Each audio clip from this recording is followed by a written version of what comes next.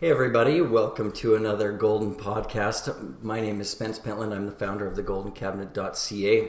And if you haven't already done so, please check out thegoldencabinet.ca. There's other podcasts there and resources that I'm pouring my heart into, trying to help people like you grow their practice, become more confident, succeed. And in doing so, I'm connecting with amazing people like Brad Whisnant, which we're interviewing today. Hey Brad. Yeah, I'm so excited. Over the last a few weeks when we've been connecting, Yeah. uh, I've learned so much about Brad. I think we've probably maybe crossed paths. Who knows in seminars way back in the day. But wow, you're kicking ass, and you are contributing to the world and to our industry, and you are a force and a mentor to so many, and should be to so many more. And that's my intention today, is to get the word out about Brad and all the amazing things he's doing, and maybe you can help him out or follow him, or at least check out his seminars, his books, and learn from him. So Please. anyway, welcome Brad. Thank you. Thank you. No, I appreciate it, Matt. It's very thoughtful of you to have me. And yeah, I think we're doing the same stuff, just trying to help people be successful. And bottom line, if you and I can do it, anybody can. There's no magic sauce. Yeah, that's true. It's probably a bit of psychology, a lot of perseverance and hard work, and Yeah. Just never quit. yeah. Good. So you've got, from what Brad sent me, anyone who's a guest on the show, I get them to send me their experience and their professional achievements.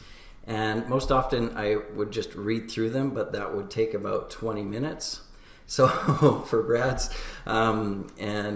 which is, you've been busy, man, but I would love to back it up a little bit, because this is, and start maybe with your story, kind of what got you started into this, and Yeah. because it's, and what also lights that spark, because Yeah. you're seeing 100 plus patients a week. Yeah. Yeah.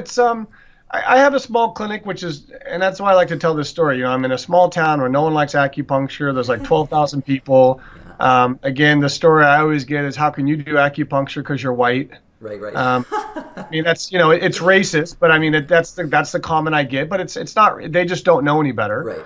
Um, and I'm in a town of 12,000 people, and for the last 7, 8, 9, 10 years, I've seen 100 plus people a week. Now we're up to about 130. Wow. And it's just me and my wife. I just hired 2 employees for the first time in 10 years, like 3 or 4 months ago, because I'm expanding into new clinics. Yeah. And that's kind of my thing now. I've kind of cut back on seminars, and I'm building clinics. But yeah, it's been a very, very good clinic. And again, I don't have any secret sauce other than to work hard. And I've got a small clinic. No one likes acupuncture. I'm in a small town with no people, and yet it's 100 plus, 120, 30 people a week every week. And what got me into it, originally I was in the Marines, and I've always been about helping people. And people always say, well, Brad, the Marines and medicine are so different. And not really. It's both about helping people. One's a little bit more violent with a gun, and, you take over small countries and, things like that. But it's still the same idea. And as I got older, I just realized that I wanted to be in something continuously. I was originally going to go be a cop in LA, and I was working for the Portland Police Department. And that's cool, and I like helping people, but it's kind of negative. Right.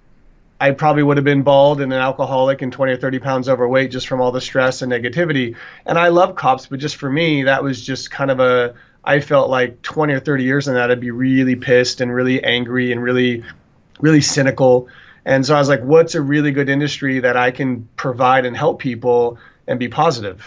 Right. And so for me, it was medicine. And when I first started into medicine, I was going to a DO program, then I was in a nursing program. And I was like, no, but Chinese medicine I like, because I hate being sick. Right. I hate being sick. And so I was like, I need to be in a medicine that's proactive, not reactive. Right. And so then being a proactive thought, I was like, okay, how can I be proactive in medicine, and how can I help people? Oh, Chinese medicine, and here I am. And it was tough. There was a couple, 2, 3 years where I was going to quit when I first started. It really was. And I just realized, I'm 48 now, and I realized that, every time I quit in my life up to that, whether it was my first marriage or investments or ideas or problems, it always got good right after I quit. Okay.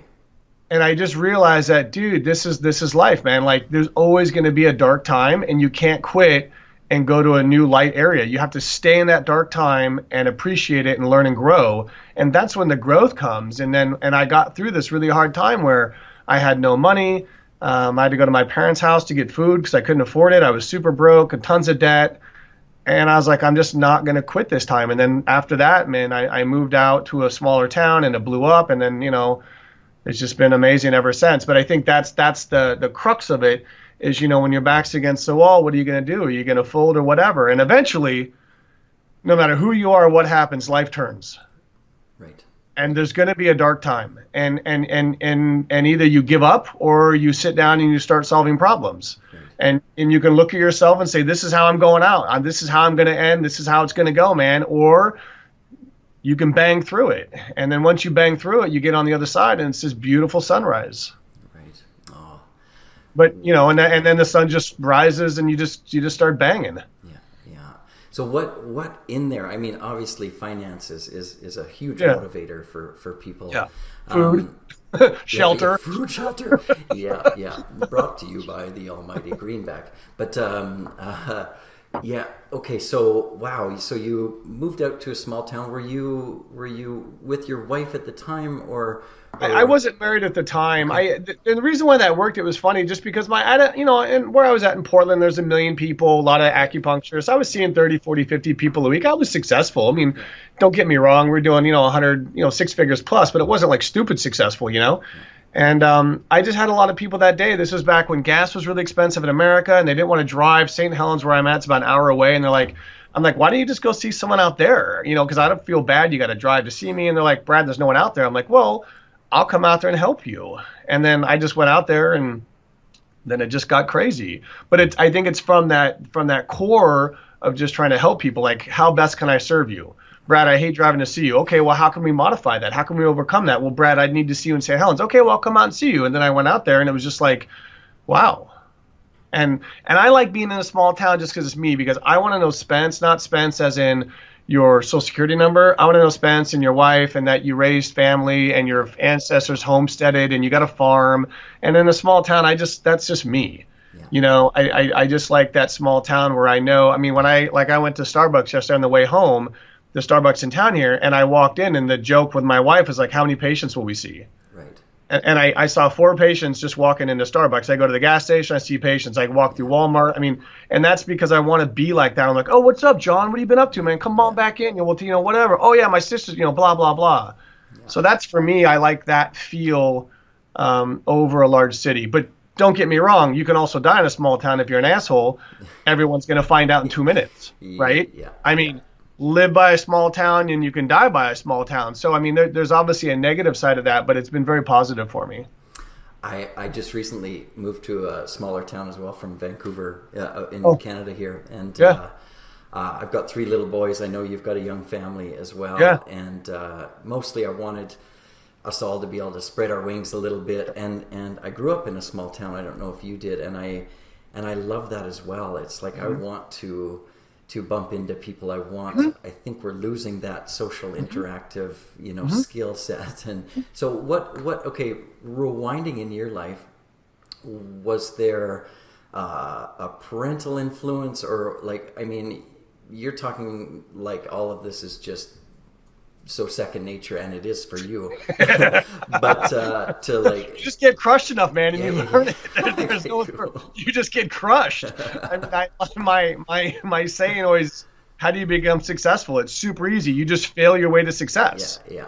You just keep failing, and then any moron, including myself, eventually you're like, you dig enough holes and you strike gold. The thing is, you just can't quit. Right. And it has to be educated. I mean, you can't go chase parked cars. I mean, that's not going to make you successful. Yeah. I mean, you have to have it educated, and you gotta be directed. But then within that direction, you don't give up. And as long as for me, it was just always about my why has got to be bigger than my what. Right. Because see, the what is going to get beat. Right. But your why, because the whole world can take everything from me, but you can't take me. like I'll always be okay. You can take all my stuff, you can take everything from me, you can crush me, but I'll never be crushed because you got that passion inside, man. No one can take that. Right. And I think I learned that in sales because I used to be in real estate, and you just realize that everything can be taken from you. And even when I was in the war, everything can be taken from you, but not you, man. Like who you are, like your house and your khakis and your vanilla latte, that ain't you. Right. That ain't me. I mean, that's, I guess, how I self-express, obviously, but that's still not who I am. And as long as I stay true to that, then everything seems to work out. Wow. Okay. So obviously, I mean, you have picked, I mean, again, you say you get knocked down. A lot of people would give up. You didn't. Is that, I mean, sales is a great trainer. Everyone should go through some sales. Yeah, I think because sales, you just get your ass kicked. I mean, and you learn real quickly. You just like, oh, okay, well, that's cool. Right. You got to learn to get yelled at. And you're like, all right, I'll keep going.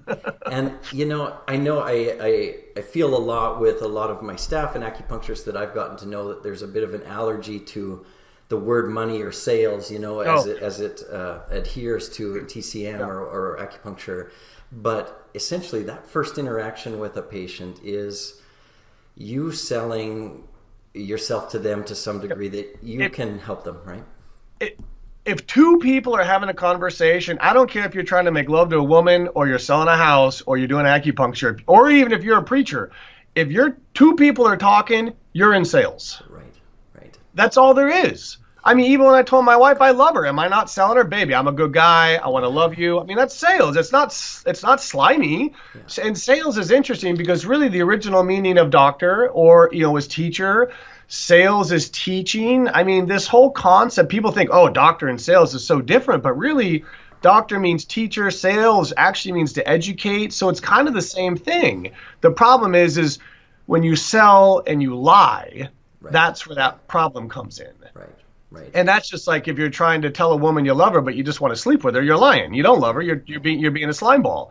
And it's the same thing with sales. I mean, if you truly care about someone, hey man, I want to help you out, but you got to pay me. Yeah. I mean, so that's. But yeah, I think a lot of people have an issue with that. But what's so interesting about that? Like in April now, I'm taking a bunch of acupuncturists to Vietnam to volunteer. Awesome. Yeah. Mm-hmm. And how can I do that? Because you make money. Yeah. Who's funding the trip? Me. I've also volunteered in India, Guatemala, Honduras, Vietnam, a bunch of times, America. How can you do that? Because I have money. Who makes that money? Me. Who donates to my charity? Me. Right. I mean, so you can make money and then do good with it. I mean, that's like you have to have money and then like go be a horrible person. Right. So I think money allows you to do lots of good things. Thanks, man. Amazing. So exactly. I mean, and that kind of altruistic behavior is what so many get in. I love acupuncturists for there's the same strength and weakness is just how genuinely authentic they want to help people. But I mean, that connection to making money is an important one. And I've heard recently that the government is considering pulling federal funding for student loans because of the lack of gainful employment, which is now it's going to become essential that you step out and try to learn a little bit about marketing yourself, getting your gift to the world. But what this India, Vietnam, can you expand on that? Is that this one day closer? That used to be. I mean, my deal was I graduated in 2007, and I figured, well, hell, in America we don't get our licenses till December. We graduate in September. Okay, right. Right. So I was like, well, I can either be drunk and do nothing, or I can go help people. Right. And so I just basically started a nonprofit over coffee one day. I said, hey, screw it. I called a lawyer, make me a nonprofit. I got a nonprofit, and me and another student, we went to India, and I treated 100 people a day, 6 days a week for 3.5 months. Came back, got my license, and then I opened a clinic, but then I also wanted to continue with the nonprofit, and we did some Guatemala work and Honduras work. Right. And then I've been to Vietnam. I mean, I've probably been to Vietnam 20 times, but we did 4 or 5 clinics in Vietnam because that's where my wife's from. Right. Oh.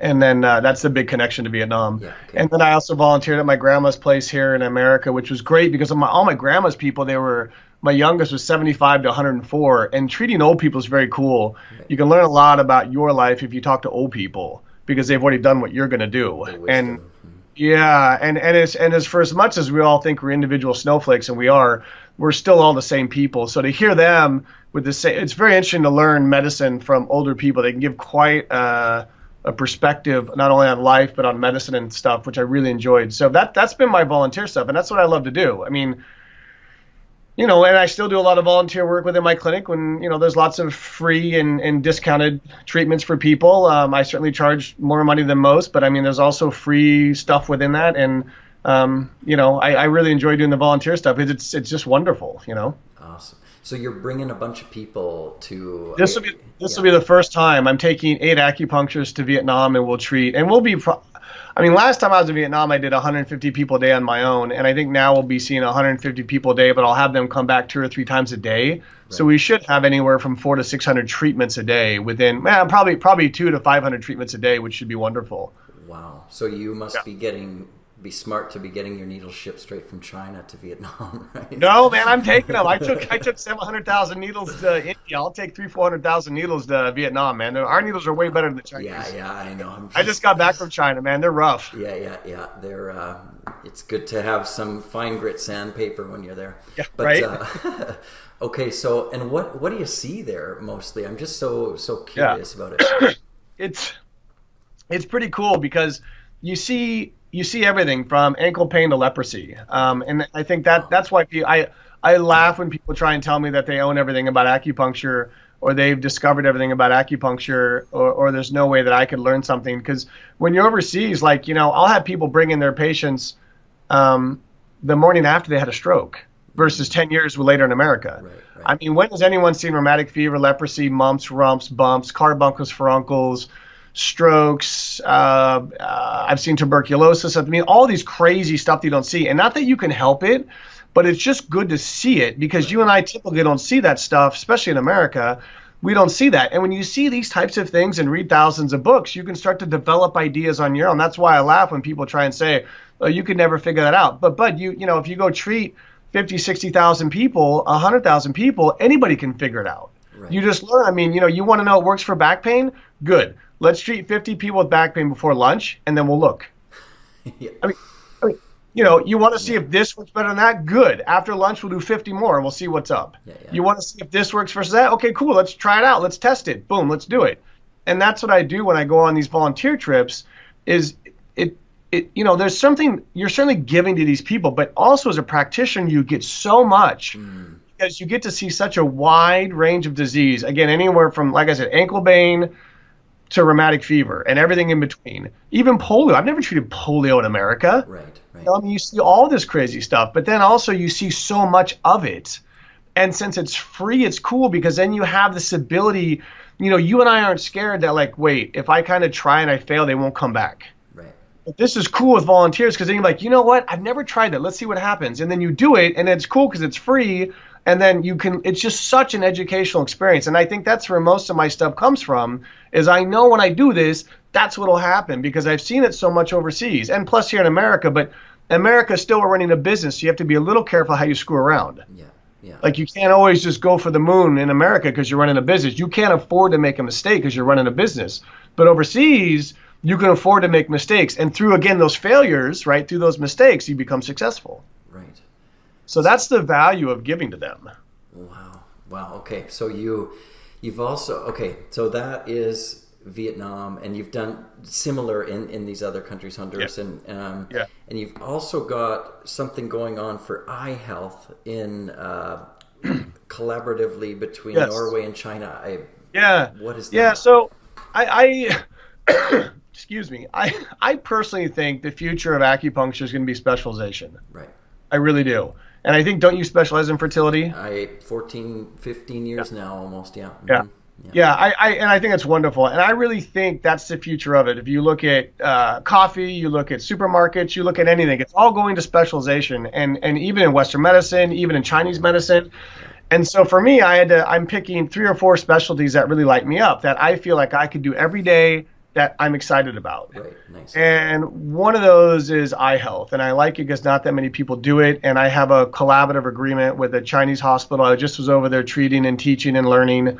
And then I also have a collaborative agreement with a really popular Norway clinic where they've been doing eye health for 20, 30 years, and they're all my teachers. I teach them, they teach me, and we're going to China again in September.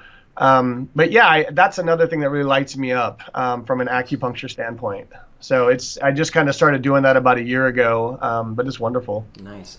There's a guy and his name eludes me now, but a Chinese fellow in Vancouver that has specialized in eye health for at least a couple decades.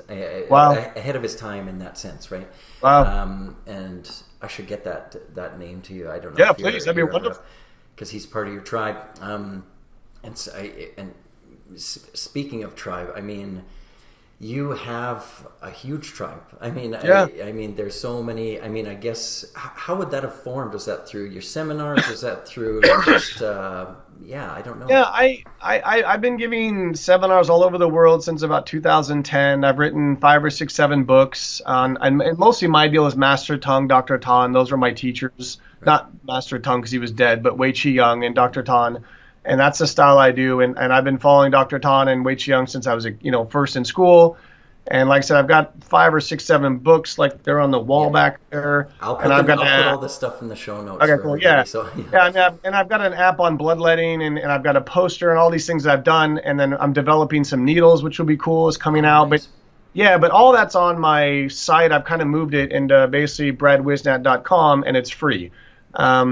And it's for people, it's not for everyone, but if you think like me and you want to get lit up and excited and passionate, and if tongue acupuncture speaks to you, or the distal acupuncture, this distal idea of concept of acupuncture speaks to you, then that's what my site's all about. It's cool because it's free and I don't charge money. And, obviously my content, some of it's free and some of it's charged, but to be on the site is free. And I just try and find like-minded people. For sure, not everyone likes it. There's a lot of people that don't enjoy me or my style, and that's to be respected. But I just try and be who I am, and I try not to be all things to all people. I just try and be me, and hopefully that resonates with you. And that's clear. I mean, anyone who wants someone, you've got a patient there? No? Not yet? Yeah, hold on one second, I'll come right back. Hold on. Yeah, no problem.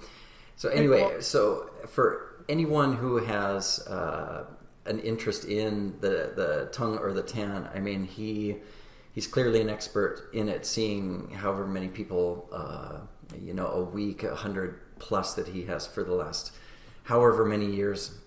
So yeah, you're back. Thanks. So if for the new acupuncturists out there that aren't familiar with tongue and tan, can you give like the elevator Cole's notes of what that entails? Yeah, I think, Master Tung, he died in the 70s, but he's certainly regarded as one of the top acupuncturists in the last 500 years. And then Dr. Tan, he just passed away recently, but he certainly is probably one of the persons that popularized this distal concept of acupuncture. We don't learn it in school. And basically what it is, it's just needles that are placed distally in the body versus locally. And much like a stomach 36 and TCM, a stomach 36 isn't in the stomach, but it does things for the stomach. Right. Or like a GB41 is not in the belt of the body, but it does distal effects. Or an LI4 for the face isn't in the face, but it has distal effects. That's kind of what it's looking at is treating these nerves distally. And I think the big thing that separates the Dr. Tan and Master Tung from the TCM is that we're always looking for instant results. Okay, right. So, and not that the instant results last. You certainly have to treat people more than once, don't get me wrong. But this instant result of, whoa, my pain is instantly gone, or whoa, I'm not nauseous, or I can breathe, or my heart's not skipping a beat, or these, my stomach isn't in knots, or my fibroids or my period doesn't hurt. Right. These types of instant results. And it's just very, very powerful. And that doesn't mean that there's not other amazing styles, because I know, like you, and I know a ton of people that are crazy busy and they don't do tongue or tan. Right. And I think the crux of that is not doing tan or tongue to be successful, because it's not the style that makes the man. It really is the man that makes the style. Because as long as you're lit up and passionate, I bet I could do your style and be successful. I don't think it matters. I mean, it's just because that's how I've chosen to express myself. Right. And just like you and I wearing clothes, it's like, well, my clothes are better than your clothes. But dude, if you look good in your clothes and I look good in my clothes, it's how you and I self-express ourselves. And I think as long as we truly self-express ourselves And for me, that true self-expression has been through Ton and Tung. Right. And for me, that lights me up. And and I think people resonate because they get that I'm lit up. Right. But that's not to say you couldn't be just as crazy successful doing any other style. You just have to find a style that you're lit up about. Do you feel that certain conditions maybe respond as well to different styles? So through experimentation, you find that?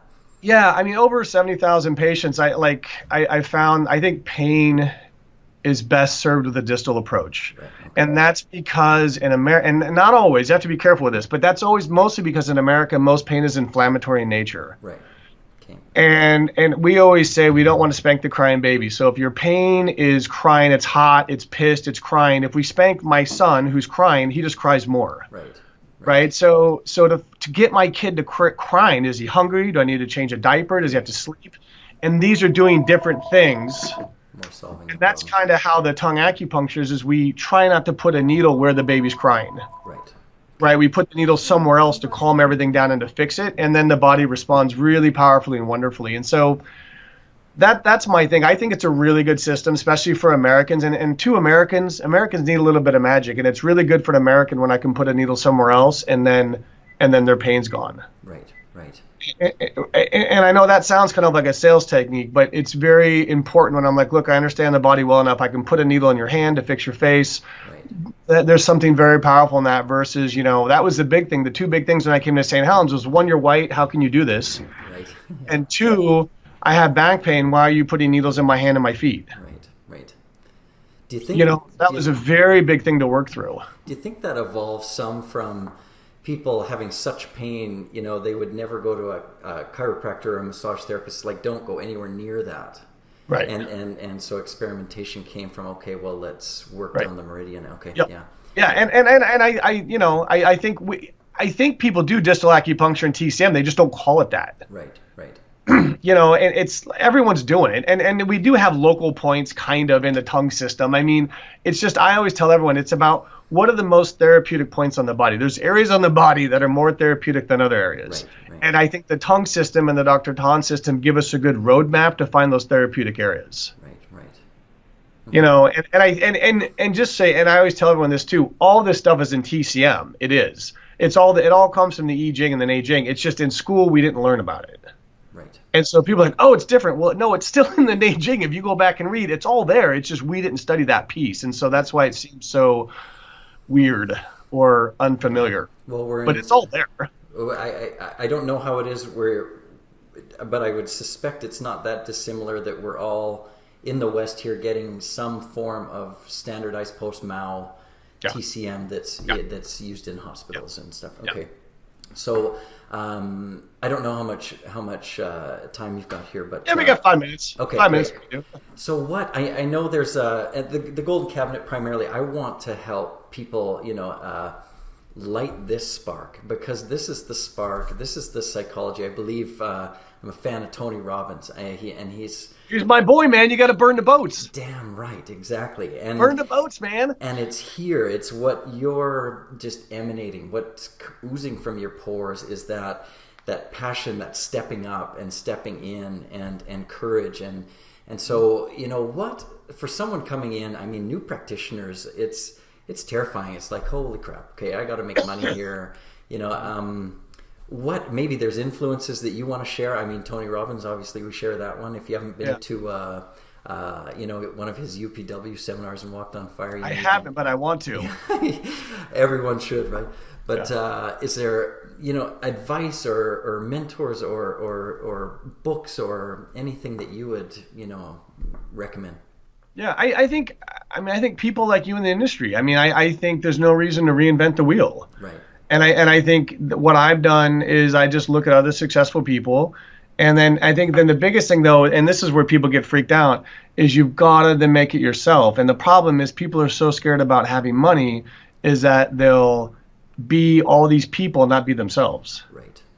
And I always tell people, like, this is always my joke question, like, who's the hardest patient you'll ever treat? People always say, well, acute, chronic pain, your family members, your wife, your boyfriend, whatever. The hardest patient you'll ever treat is the one you need. Right. You see, and the problem is most acupuncturists need patients. And when you need a patient, then you're going to change who you are. And if you don't need people, then you can be free to be self-expressed. And then you can be free to say, wow, just like a woman, if you're dating, if you need someone to date, you'll change who you are as a man. But if you're completely dialed in who you are as a man, and then you just self-express that some women will enjoy me, of course, some women will hate me, that's fine too. But if you're true to who you are, then the right woman will come along, and then it's okay. And that's the same with patients. I mean, a lot of my patients don't appreciate, my spiky hair and my, who I am. But I have to be okay with that. But then the people that do like me are connected to me because we have the same belief system. Right. And it's not about doing business with everybody. It's about doing business with people that believe how you believe. But the only way to get people that believe how you believe is you have to have enough strength to say, this is what I believe, and I'm okay with you if you don't like me. Right. That's the rub of that, is you have to self-proclaim in your strength. This is who I am. I've had some people come in, well, Brad, mother acupuncturists put needles all over this. They did this. I'm like, I don't do that. And then they don't come back. And I have to be okay because that's not who I am. Right. And that hurts. But that's how you become successful. And once you are straight with that and truthful to who you are, I think we're in such an emotionless society. When you are exposed and vulnerable, people will naturally come to that because people want passion. People want connection. But for you to give that, you got to be open and you got to be vulnerable. I mean, you want a woman to marry you, you got to say, yeah, this is who I am and I'm vulnerable and I love you and I want this. And that's scary. Right. It's much easier to be in a bar and drink a beer and be, hey, what's up, baby? How you doing? Right? Because you're not self-exposed. You're a liar. Right.